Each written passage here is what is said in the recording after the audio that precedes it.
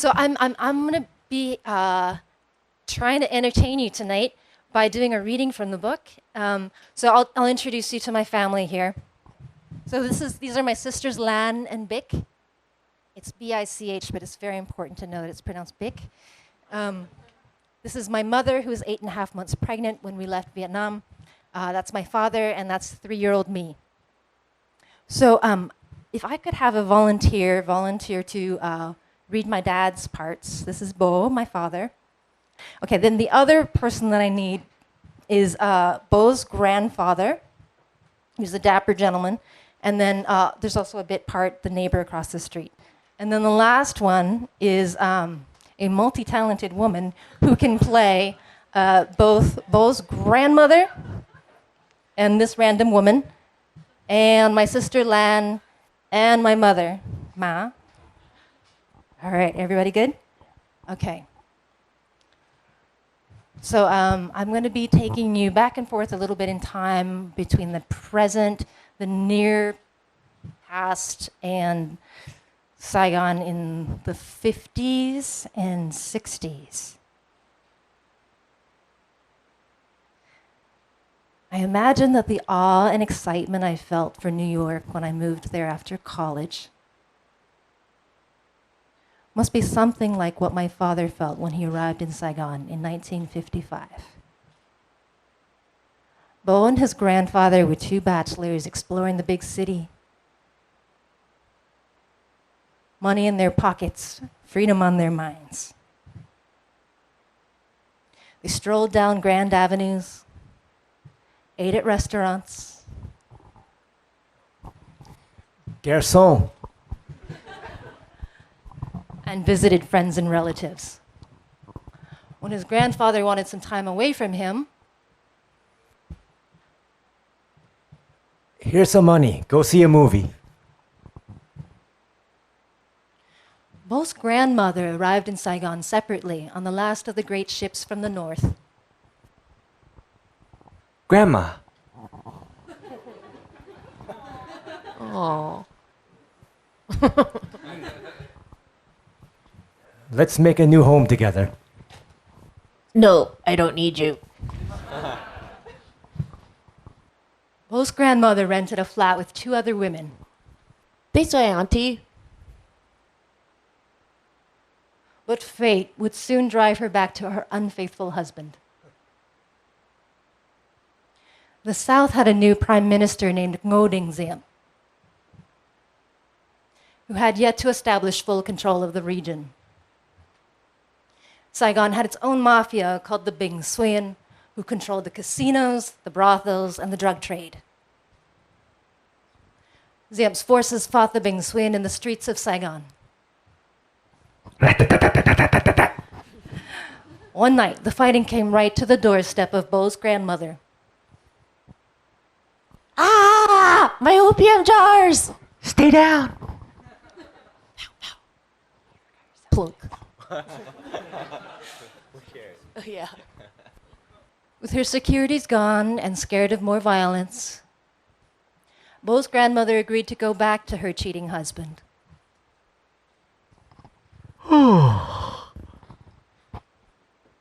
Huh? Grandma? And Bo had a family again. They pooled their money together and bought a little house for the equivalent of $5,000. 5,000 seems pretty cheap for a house in the capital. It was really just the space between 2 other houses. Wait, I've got paper. Can you draw it for me? Someone had topped it with a roof made of palm leaves. Inside, they lined it with cardboard to give it the semblance of a house. But to me, at age 14, it was a home, an address. This is the house I lived in, only a lot later. Yes. But by that time, they had added another story to it. It was still small and dirty. Do you remember it? No, that's too little. My first home. I went to see the old house with my family in 2001, the time that Bo refused to go.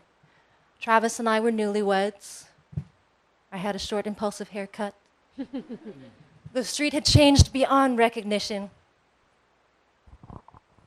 Miraculously, an old neighbor actually still lived across the alley, recognized my mother, and came out to greet us. Aren't you Nam's wife? That's your house. Oh, I thought that was that one. That was Mr. Can's house. Mr. and Mrs. Ken lived in that one.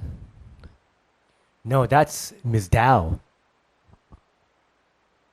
He's right, Ma. That's right, Vic. This is our house. We each had our own reaction to this homecoming. Lan already scouting ahead. Ma and Vic the most excited. Me and Thumb documenting and Lo remembering. We didn't know the people who lived there and didn't go inside. Even standing right in front of our old home, I had to rely completely on other people's stories to remember and to picture what it was like when we lived there. I think this is the same shop where occasionally we could get a cigarette or two for Dad. This is where we rode our bikes. From there, all the way to the end. Without hitting any of the vendors. This is the old coffee house where we would go out every day with our little glass and bring back some coffee for Dad. With the condensed milk. Laced with opium. Smelled really good. Click.